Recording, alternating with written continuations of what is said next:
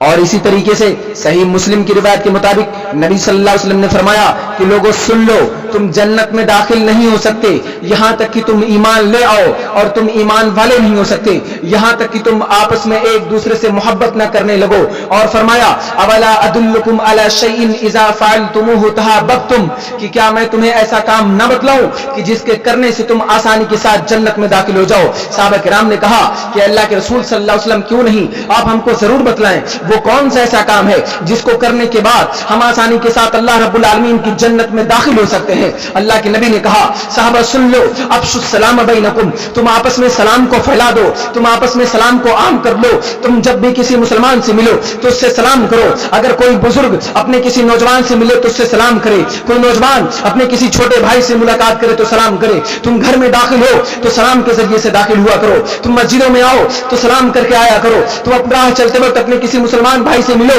تو اس سے سلام کرو۔ نبی صلی اللہ علیہ وسلم نے کہا کہ صحابہ سن لو، تم جنت میں داخل نہیں ہو سکتے یہاں تک کہ تم ایمان لے آؤ، اور تم ایمان والے بھی نہیں ہو سکتے یہاں تک کہ تم آپس میں ایک دوسرے سے محبت کرنے لگو۔ اور کہا محبت تب قائم ہوگی، محبت تب قائم ہوگی جب تم آپس میں سلام کو عام کرو گے، آپس میں سلام کو پھیلاؤ گے۔ میرے بھائیوں کیا پتا چلا نبی کے فرمان سے کیا ثابت ہوا؟ یہ ثابت ہوتا ہے کہ اگر ہم آپس میں ایک دوسرے سے محبت کرنا چاہتے ہیں اور اس محبت کے بنیاد پر اللہ رب العالمین کی جنت میں داخل ہونا چاہتے ہیں تو ہمیں سلام کو پھیلانا ہوگا، سلام کو عام کرنا ہوگا۔ اپنے مسلمان بھائیوں سے ملتے وقت، راہ چلتے وقت، گھروں میں داخل ہوتے وقت، مسجدوں میں آتے وقت اور شاہراہوں پر چلتے وقت سلام کو خوب سے خوب پھیلانا ہوگا، اس کو عام کرنا ہوگا، کیونکہ یہی وہ ذریعہ ہے، یہی وہ طریقہ ہے، یہی وہ راستہ ہے جس راستے کے ذریعے سے ہمارے دلوں کے اندر محبت قائم ہوگی۔ آج مسلمانوں کے دلوں کے اندر بغض قائم ہو چکا ہے، مسلمانوں کے دلوں کے اندر نفرتیں پیدا ہو چکی ہیں، مسلمان